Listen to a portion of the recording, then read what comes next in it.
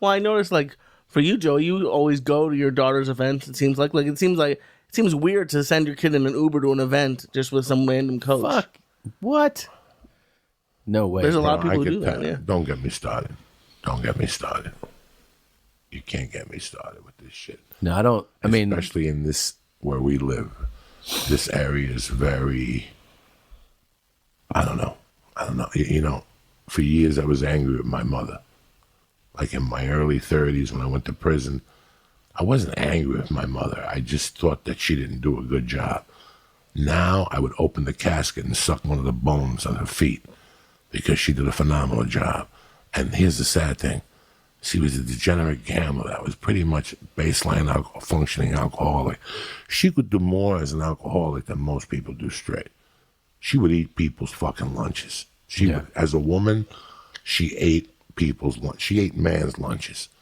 Never mind these cunty women that complain all day and don't do dick. Yeah. So now I have a big time, because the reason I'm in this room at 56 is because of the principles that she exposed me to and the little things she did. My mother worked till 3 a.m, dog. And my mother believed that a bartender had a drink to sell drinks. My mother believed she had business principles. She's like, I don't want a bartender who don't drink. You have to drink when you're behind the bar. It was the 60s and 70s, you know. So she really believed that. She believed that. She believed her bartenders could not have their boyfriends at the bar. If your boyfriend shows up, you're fired. Not a key. I don't ever want the illusion that that guy doesn't have a chance with you. Right. Smart. You know, I went to Benihana the day I got back from New York. I look at businesses and I look at what a waste they are. That Benihana in Encino is as ghetto as I've ever seen a place in my life. I was embarrassed for them. Papers on the floor. There was 2 cocktails outside. Encino's a white neighborhood. Yeah. And it was disgusting. But it wasn't the people's fault. It was that they did not hire somebody to greet people at the door. My mother, when she had that bar, you know what the biggest lesson I learned was? I'll never forget when I was working for my mother. She would pay me good money, $20, $10 to do menial shit. Clean the bathroom, pick up. And I'll never forget one day, we had the restaurant still. I had to be Mercy's age. And we had the restaurant still. And I still remember my mother. And you think about it, you listen to the story and you might think it's the wrong thing. And I remember my mother grabbed me going, go put a shirt on and a jacket. And I'm like, what are you talking about? She's like, come on. And there was a podium at my mother's bar. And there was a bar first, and then there was the restaurant. We only had the restaurant for maybe, till I was about 6 or 7. Then it was too big of a load on my mother. Because at the end of the day, my mother had to cook the meals. So my mother had to cook, but then somebody would come in at 4 and serve the meals, and she had waitresses, and my mother would be behind the bar. And I still remember one day my mother, there was you know those doors that you push? Mm-hmm. Velvety. It wasn't velvet. It was like a leather material with 2 windows. There was my mother had 12 tables. Maybe 3 of them had people on them. I was about 6. And I'll never forget that a couple pulled up. And the bar had like 15 people at the bar. And 2 people pulled up. And they go, do you have a table for 2? And they were like, oh, aren't you young to be a maitre d'? And they were goofing on me. And I go, let me seat you. And I'll never forget, my mother was busy. And she goes, what happened to those 2 people? And I go, I sat them. And she goes, you weren't supposed to see them. You're supposed to see them at the bar, and I got to get them for 2 drinks. Before I seat anybody in my restaurant, I don't care if it's packed or empty, I got to get them for 2 drinks at the bar. This is a woman in 1969 telling me this. Yeah. And me going, what the fuck are you talking about? And then she goes, where's that $10 I gave you? And I took it out. I go, here. And she took it out of my hand, and she goes, you just lost it. You just paid for those 2 drinks. And she walked away from me. And I cried, and I fucking remembered that lesson. Till today, I remember that lesson. Yeah. At Benihana, there should have been a guy there that should have taken me and my daughter. Oh, you don't want it? You're too young? Taking my wife to the bar and offered her a drink. That's principles. Those are the principles I was raised in, you know? You know how many times I took my kid into that fucking YMCA pool and jumped in the pool? Me. At 340.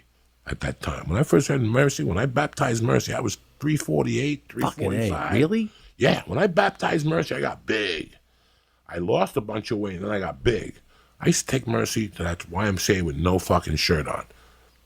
When she was 6 months old, I'd take her twice a week to mommy and me swimming. Me and my fucking wife.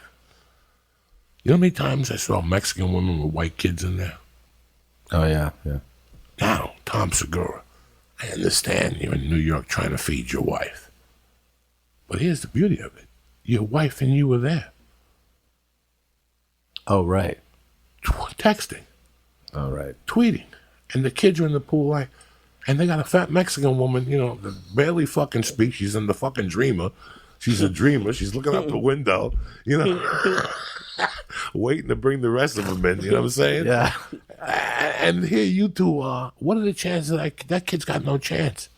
You never built a bond with your child. Yeah. I still remember fucking 2 feet of snow falling into New York City. I'm a Cuban kid, dog. 2 feet of snow. Waking up my mother, reeking of alcohol. And her getting dressed and pulling me down fucking Amsterdam Avenue. Remember those sleds with the rope? Pulling me back and forth for 2 hours. I was a kid with a hangover. You know what you know what Mercy's chances are of getting me out in the fucking 2 feet of snow with a hangover? Niente. 0. You know what I'm saying? White power. Yeah, white power. Stinky asshole. These are the things that get at me. That parenting has really cut out. And then now we got, that whole shooting with that fucking Colorado. You know what happened, right? There was a kid, and then he had a 16-year-old that was born a female, but she identified as a man. Mm-hmm. Well, I don't know. Maybe I'm fucking retarded. Maybe I'm a fucking asshole. How old do you have to be to drink? 21. So you're giving a fucking 14-year-old fucking pills because he tells you he's a woman. You're giving him fucking pills. It's happening younger than that. The mind is not even developed yet. I'm not a fucking genius here. I'm not a fucking genius here. Listen, I did acid at 14.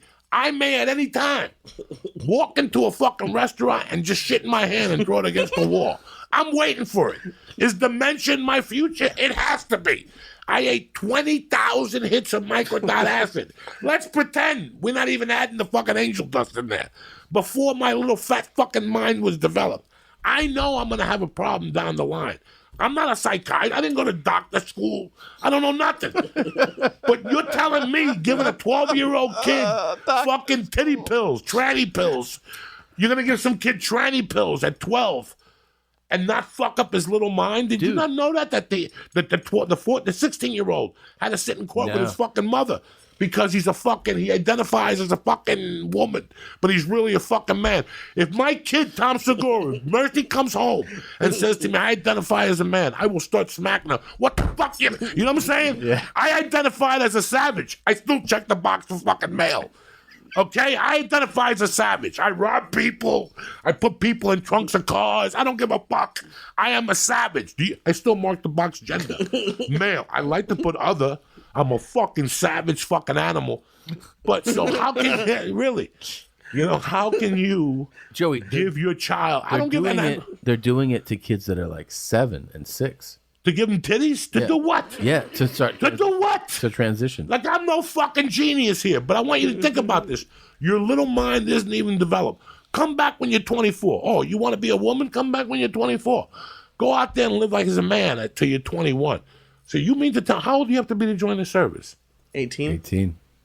I don't know. Maybe I'm missing the fucking boat here. No, it's very. Maybe they should put me in a fucking mental institution. Dude, do you know you have a little kid too. Like I have a kid, 2 kids. Like kids say crazy shit too. And to I think it's like people who want to transition, obviously you're like, yeah, go ahead, man. But when it's like a child, I have nothing but love for LGBT. I understand it. I understand it. But I think I understand it, but I don't think a child before the age of 18 understands it. I don't think so either. I don't think there's a grasp. I think that when they're 18, if they want to identify, they have to go through some type of program and take some type of testing at the age of 18. 8, 9, 10. 8, 9, 10, you don't even know what the fuck you're talking about. Come on, man. You don't know what you're talking about when you're 21. If you take a great look at your fucking life, you didn't have a clue at fucking 21. You were just flapping your lips like I was. Yeah, of course. You were just flapping. You were just picking up what people were saying at different fucking parties and flapping. What's the matter, Lee? Yeah, you might have. I can't tell if it's some.